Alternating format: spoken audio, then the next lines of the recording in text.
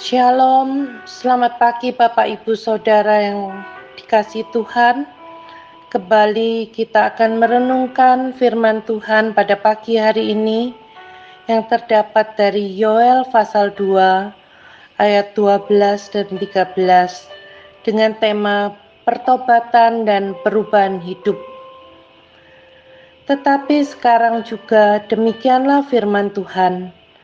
Berbaliklah kepadaku dengan segenap hatimu, dengan berpuasa, dengan menangis dan dengan mengadu. Koyakkanlah hatimu dan jangan pakaianmu. Berbaliklah kepada Tuhan Allahmu, sebab Ia pengasih dan penyayang, panjang sabar dan berlimpah kasih setia, dan Ia menyesal karena hukumannya. Pada saat itu kebiasaan orang Israel yang berkabung atau sedih atau menyesali dosa yaitu dengan mengoyakkan pakaian mereka, dan mereka akan duduk di atas abu atau menaruh abu di atas kepalanya. Tetapi itu bisa hanya berpura-pura saja di depan orang, pakai pakaian yang terkoyak dengan abu di atas kepala.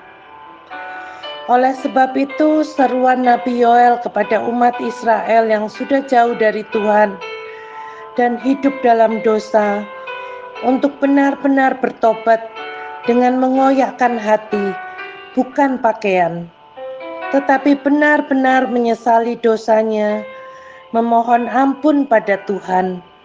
Maka Ia yang setia dan adil akan mengampuni dosa mereka dan memulihkan keadaan mereka dengan memberi anugerah-Nya. Kita juga adalah umat Tuhan yang masih sering jatuh dalam dosa, dan seringkali kita tidak menyadari dan membiarkan dosa itu untuk terus dilakukan. Dosa yang tidak meninggalkan manusia lama, dan itu membuat hidup kita susah dan kehilangan damai sejahtera. Karena kasih-Nya yang besar kepada kita, Ia juga rindu agar kita berbalik kepada Tuhan.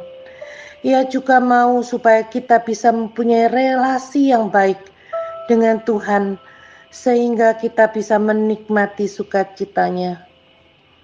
Oleh sebab itu, mari kita dalam masa Prapaskah ini, kita mengintrospeksi hati kita, hidup kita, apa yang masih belum saya bereskan di hadapan Tuhan, yang menghalangi saya untuk menerima sukacita dan berkat Tuhan dan penyertaan-Nya. Ada seorang anak menyaksikan kepada gurunya tentang pengertiannya tentang Tuhan. Dia katakan, "Pak, Tuhan itu seperti seorang pemulung.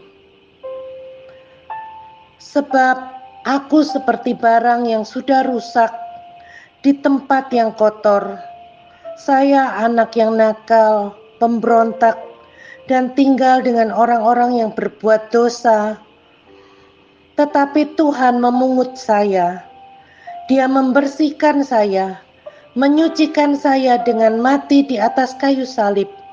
Kemudian Tuhan menjadikan saya sebagai barang yang berharga, yaitu menjadikan saya manusia baru dan memberikan masa depan yang penuh harapan."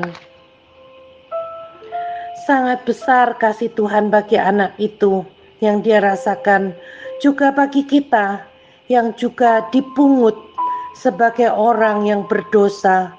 Kemudian Ia mau membersihkan hidup kita, hati kita, dan memberikan hari-hari yang penuh rahmat, penuh sukacita dan berkat-Nya.